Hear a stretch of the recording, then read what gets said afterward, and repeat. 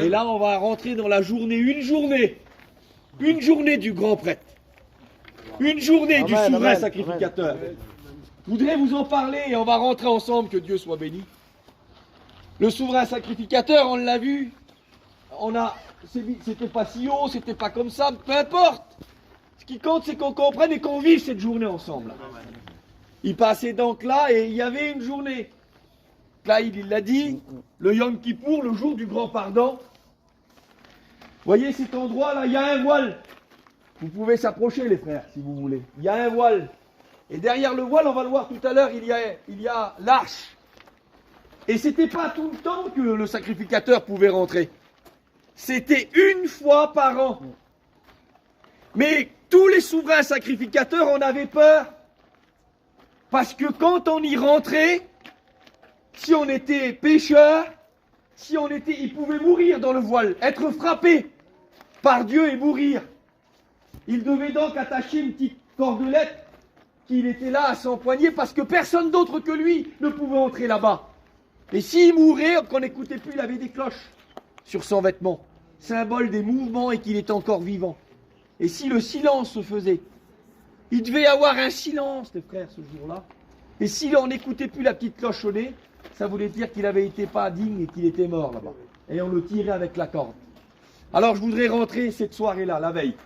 Amen. Amen. Amen. Le souverain sacrificateur, il est marié. Sa joie, c'est d'avoir un fils. Que Dieu soit béni. Amen. Amen. Sa joie, c'est d'avoir un fils. Parce que quand il a un fils, il transmet dans la famille de Lévi et dans la famille d'Aaron, frère de Moïse. Moïse n'était pas parti de là, lui. Pourtant, il était grand, mais c'était Aaron qui avait reçu le sacerdoce. Et dans la famille d'Aaron, quand une fille naissait, c'était beau. Mais quand un fils naissait, on savait tout de suite ce qu'il allait être. Il allait devenir un sacrificateur. Amen. Quelle beauté, frère. Transmettez à vos enfants le vrai relais de Dieu. Que Dieu soit béni. Comme Chen, il a dit tout à l'heure, que Dieu soit béni. Et cette nuit arrivée, je ne veux pas prendre trop de temps, les frères, mais c'est le voyage de ma vie. Alors je prêche avec vous, hein. Que Dieu soit béni. Et quand le soir arrivait, alors, ils avaient tellement peur d'être souillés, qu'on raconte ça, les autres prêtres étaient autour de lui, ils le tenaient éveillé toute la nuit, les frères. Toute la nuit, ils étaient là, ils ouvraient la Torah, la loi, et ils lui citaient la loi, pour pas qu'il dort. Parce qu'ils avaient peur que pendant la nuit, ça vous a peut-être arrivé, un vilain rêve qui peut nous souiller l'esprit, il avait peur que son esprit soit souillé. Alors toute la nuit, il était debout, il restait debout, et les prêtres, ils lisaient la loi autour de lui. Imaginez-vous l'importance. Et quand le matin arrivait, il avait son fautes sur lui. Il y aurait plein de choses à dire, mais je veux aller dans mon cœur, ce qui me semble important, et ce que le Saint-Esprit met. Que Dieu soit béni. Amen. Quand il avait son fautes, il devait prendre ses enfants, sa femme, il disait, j'y vais, 365 jours par an, une journée par an. Et il disait, je ne suis pas sûr de revenir. Et donc il arrivait, il passait tout là, il arrivait sur l'autel, il faisait plusieurs sacrifices, il en faisait un, il offrait un agneau, comme ça a été dit. Il prenait le sang de l'agneau, qui était là dans la cuve, il en mettait sur le lobe de ses deux oreilles, il en mettait sur ses pouces, et il en mettait sur ses orteils, les gros orteils. Et ce sang de cet animal mort était comme une protection pour lui. Et je vais vous dire ça, les frères. Vous avez vu, Moïse a dit, fais-moi voir ta gloire. Mais Dieu a répondu, l'homme ne peut voir ma gloire et vivre. La gloire de Dieu fait mourir la chair. Vous avez vu, l'onction, c'est beau, mais quand un homme a plein d'onction, on dit, quel homme? Dans l'onction, il y a encore de la chair. On se crâne quand on est plein d'onction. Mais la gloire, c'est plus fort que l'onction. Parce que la gloire a détruit la chair. Et là, il ne pouvait pas rentrer parce qu'il y avait la gloire de Dieu là-bas. Il ne pouvait pas rentrer, alors il prenait ce sang de cet animal pour montrer. C'était un substitut. Il était en train de dire, voilà, quelqu'un est mort. Vous avez vu quand un sacrifice était fait là-bas? Le texte dit comme ça, un sacrifice d'une agréable odeur à l'Éternel. Vous trouvez que ça sent bon, vous, la peau d'une bête qui est brûlée, les poils brûlés? Vous trouvez que c'est agréable, cette odeur-là? Parce que c'était pas faire cuire, seulement on le faisait brûler, le sacrifice. Pourquoi ça paraît bizarre? Parce que Dieu ne peut pas s'approcher de l'homme à cause de la chair. Le péché dans la chair. Mais quand Dieu sentait l'odeur de la chair qui brûlait, c'était agréable à Dieu parce qu'il disait, il y a la mort et là je peux m'approcher. Il fallait qu'il y ait la mort pour que Dieu s'approche. Et quand le souverain sacrificateur il arrivait, alors il est entré. On va rentrer maintenant ensemble. Venez. Il est entré comme ça. Et comme ça a été dit, regardez les frères. Regardez, approchez-vous tout près. Approchez-vous le plus près. Venez, venez les frères. Ils entraient. Voilà, reste là. Ils entraient. Et quand il est entré, regardez, il y avait plusieurs ustensiles. Il y avait l'autel des parfums. La rentrée, elle se faisait là. Il y avait la table des pains. Il y avait le chandelier. Et regardez les frères. Regardez bien le chemin que je fais. Il y a une rentrée là.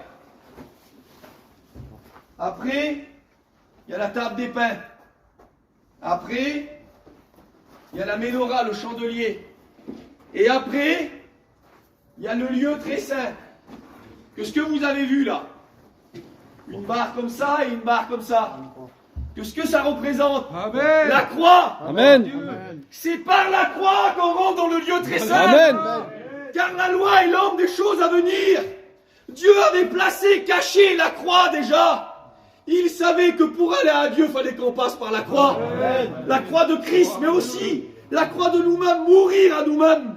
Il fallait que les hommes meurent. Vous voulez voir la gloire de Dieu? Amen. Alors il faut mourir à nous-mêmes. Et regardez, le sacrificateur, il faisait ça, il n'est pas l'ustensile, j'ai regardé, l'encensoir. Il prenait des charbons, allumait de l'autel, il allumait l'autel des parfums. La louange, elle naît du feu du sacrifice. Amen, amen, amen. Il y en a qui veulent louer, qui n'ont pas passé par le sacrifice. C'est des charbons du sacrifice qu'on a amené sur l'autel des parfums. Tu veux être un homme de louange? Alors viens au pied de la croix, que Dieu soit béni. Amen. Il prenait, il mettait, il avait l'encensoir. Et puis Peter, tiens voir ça. Il avait l'encensoir, il avait la corde au pied, les frères. Imaginez-vous la scène. Il arrivait là, son cœur devait battre, parce qu'il pouvait mourir de l'autre côté là. Mais avant de rentrer, regardez ce qu'il faisait. Lévitique 16, vous lirez. Avant de faire, il prenait de l'encens sacré.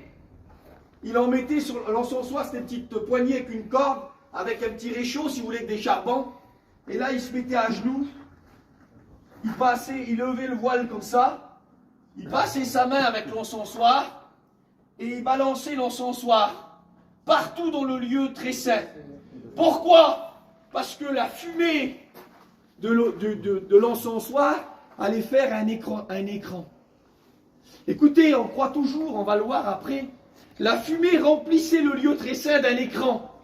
Et là, c'était quoi? C'était l'homme qui disparaissait pour rentrer dans la gloire. Amen, amen. Tu veux rentrer dans le lieu très saint, il faut que tu disparaisses. Amen. Il faut que l'homme disparaisse pour que la gloire apparaisse. Amen. Que Dieu soit béni. Amen. Et puis je vais dire, donc voilà. Et d'un seul coup, on ouvre le voile, les frères. Amen. Alors on ouvre le voile. Que Dieu soit béni. Et lui, il n'ouvrait pas le voile. Lui, les frères, nous, on l'ouvre, mais lui, il levait le voile et il rentrait à genoux. Amen, amen, amen. On rentrera toujours mieux à genoux que Amen, dans la amen. présence. Amen. C'est par l'humilité qu'on rentre dans la présence de Dieu. Et là, le lieu très saint s'ouvre, les frères. Gloire à Dieu. Les frères, Amen, Dieu. Amen. on va venir. Alléluia. Et là, il allait. Il était là. Ce lieu était rempli d'encens sacré. Le lieu était rempli. Ils peuvent venir, mes copains, là? Allez, venez, tous les copains. Non, ils ne peuvent pas venir. Tant pis, les copains. Alors, il était là. Il venait là. Il apportait le sang de l'agneau. Une fois par an, il venait. Vous voyez ici, on voit ici pas très bien, mais c'était un réceptacle, un récipient. Il venait, mais écoutez bien. Nous, on croit qu'il faisait par la vue, hein. Il ne faisait pas par la vue. Il faisait par le toucher. Il touchait et il vidait avec la peur toujours dans son cœur. Il vidait le sang de l'agneau. Et quand les clochettes continuaient de sonner, ça voulait dire que le sacrifice avait été accepté. Amen, amen. Alors on voyait plus de bruit. J'aimerais vous dire que tout autour du campement, il n'y avait plus un bruit. Les petits enfants, comme il a dit Chen tout à l'heure, ils avaient été élevés dans des foyers de juifs, d'israélites. Et les petits savaient que c'était le jour du grand pardon. Et quand le prêtre arrivait, vous voyez, c'était ses vêtements qu'il avait et qui ressortaient, qu'il amenait. Alors c'était la journée de victoire et de Alléluia. bénédiction. Alléluia. Alors je voudrais vous dire et terminer ces mots-là et je vais laisser le relais à Peter. Que Dieu soit béni. C'est une beauté. Amen, amen. Béni soit Dieu. J'aimerais dire ça aux pasteurs. J'aimerais dire ça aux chrétiens, aux futurs étudiants. Vous voyez là-bas, ici, là, sur le... Est-ce qu'il y a un frère qui peut lire Exode 25 au verset 22? Il y a un frère? Vas-y mon frère, toi, vas-y Peter, vas-y. Toi, vas-y. Je termine avec ce verset, les frères. Après, on fait une prière. Et on laisse la place à Peter, que Dieu soit béni. 25, 22. On l'a cité, je l'ai cité hier, on va le reciter encore. C'est là que je me rencontrerai avec toi, du haut du propitiatoire, C'est là-bas. entre les deux chérubins placés sur l'arche du témoignage, et je te donnerai tous mes ordres pour les enfants d'Israël. Amen. Amen. Amen. Amen. Le prêtre y rentrait, les frères, il se tenait là, et c'est ici qu'il recevait les directions pour les autres. Amen. C'est ici qu'il recevait les messages. Vous voulez des mots de Dieu? Vous voulez recevoir de Dieu? C'est dans ce lien qu'il faut rentrer. Mais les orgueilleux n'y rentrent pas.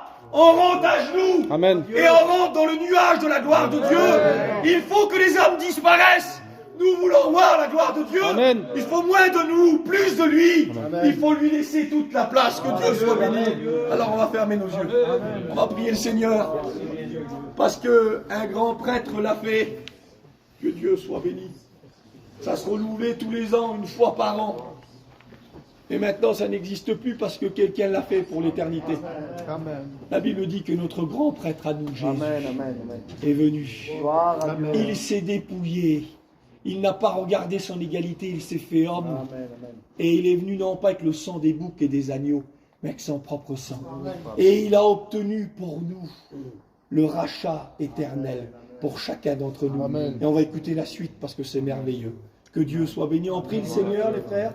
Cliff, tu pries le Seigneur, que Dieu soit béni. Merci.